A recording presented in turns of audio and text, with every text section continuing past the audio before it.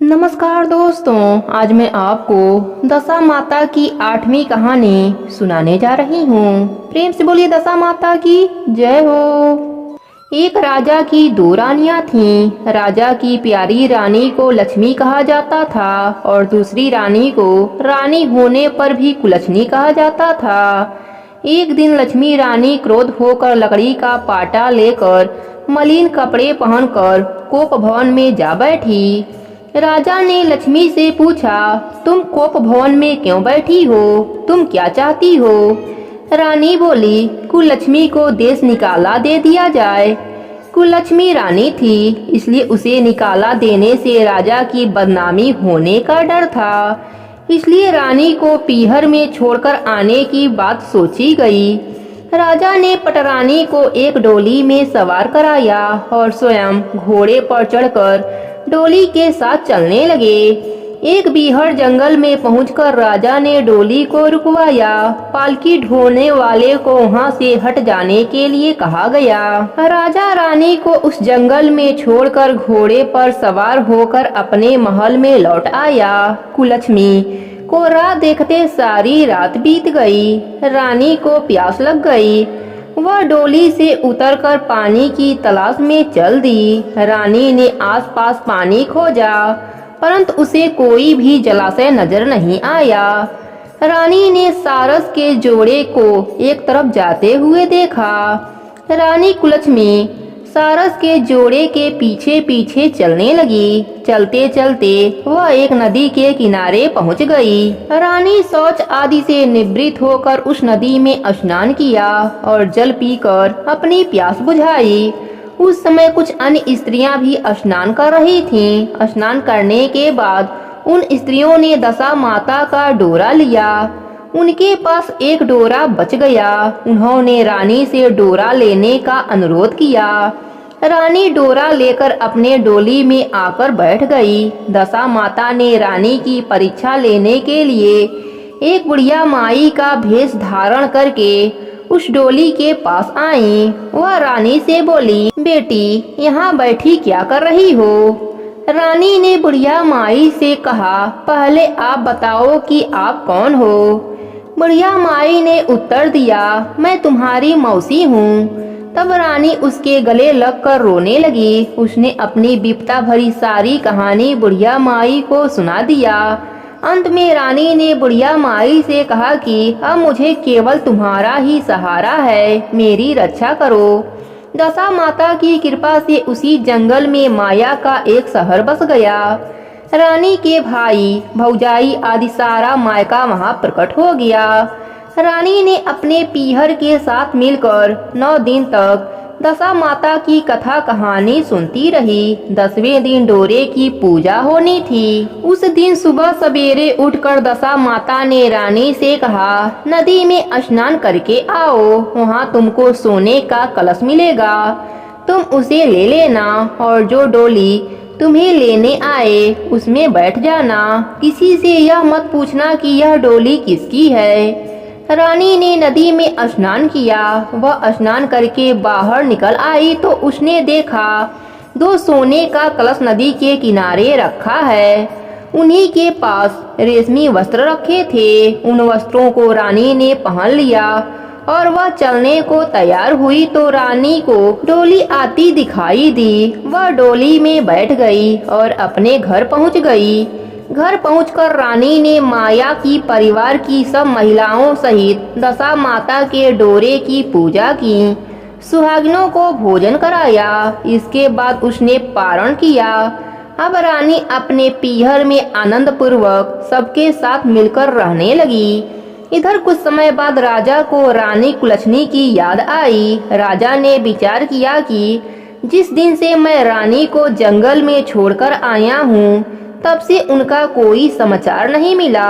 चलकर देखना चाहिए कि रानी कुलच्छनी किस हाल में है। मंत्रियों ने राजा को समझाया कि अब रानी से मिलना आपके लिए ठीक नहीं होगा, परंतु राजा ने मंत्रियों के बात पर कोई ध्यान नहीं दिया।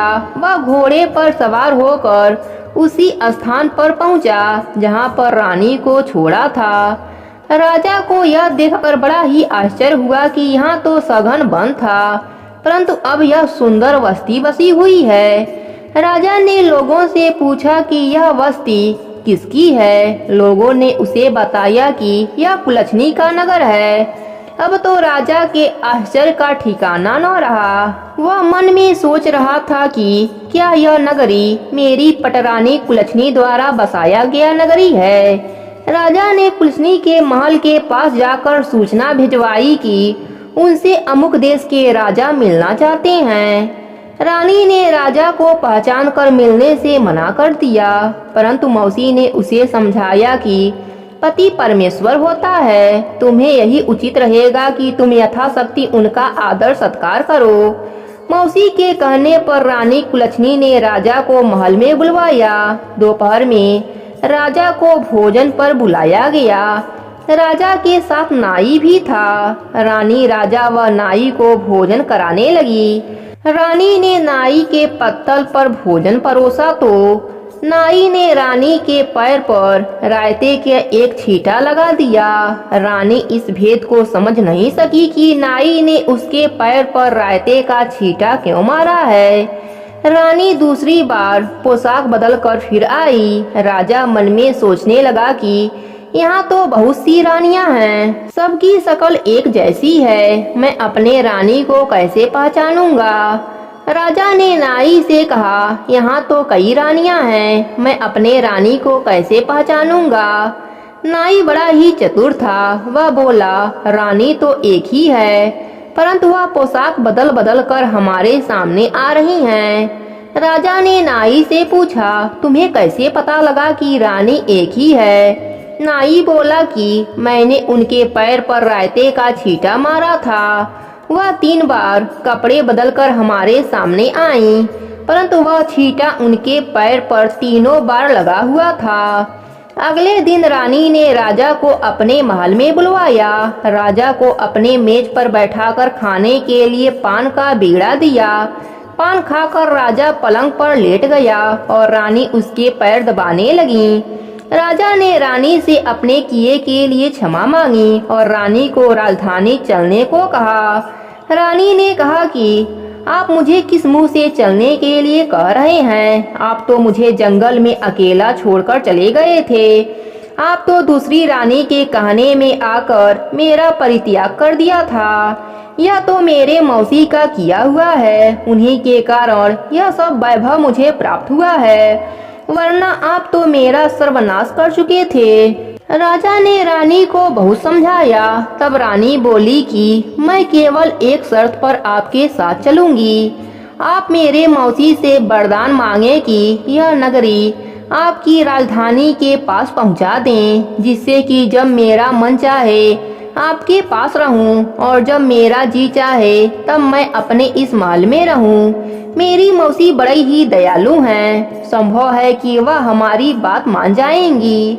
राजा ने दशा माता मौसी से प्रार्थना की। मौसी ने राजा की बात मानकर दोनों नगरी को पास पास स्थापित कर दिया, मानो एक दूसरे के ही भाग हैं। राजा ने दशा माता के कृपा का फल जानकर शहर में ढिढोरा पिटवाया कि उनकी प्रजा दशा माता की पूजा करें। भगवती दशा माता ने जिस प्रकार कुलछनी पर दया की, वैसे ही अपने सभी भक्तों पर दया करना। कहानी अधूरी हो तो पूरी करना, पूरी हो तो मान रखना। प्रेम से बोली दशा माता की जय हो। अब सुनते हैं दशा माता की आरती। प्रेम से बोली दशा माता की जय हो। आरती श्री दशा माता की जय, सत्यचित आनंदे दाता की। आरती श्री दशा माता की। भय भंजन अरु दिशा सुधारणी, ताप पाप कलि कलुष विदारणी, शुभ लोक में सदा विहारणी, जय पालनी दीन जनन की। आरती श्री दशा माता की।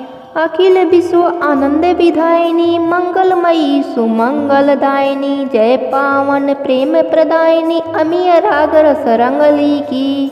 आरती श्री दशा माता की। नित्यानंद भयो आमदनी, आनंद घन आनंद प्रसादनी, रसमयी रसमय उन्मादनी, सरस कमलनी विष्णु अली की। आरती श्री दशा माता की। प्रेम से बोलिए दशा माता की जय हो।